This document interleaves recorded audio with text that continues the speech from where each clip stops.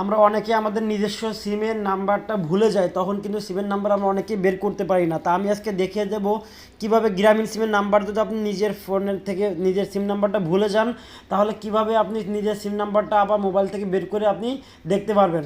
তো প্রথমে আপনি ডায়াল প্যাডে চলে আসবেন। যদি জিপি নাম্বারে আপনি নাম্বারটা বের করতে চান তাহলে ডায়াল প্যাডে এসে আপনি লিখবেন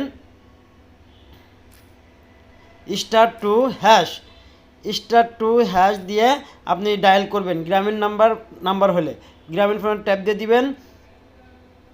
ট্যাপ দিলে দেখেন আপনার কিন্তু এই যে আপনার এখানে আপনার এই নাম্বারটা চলে আসছে, অর্থাৎ *2#।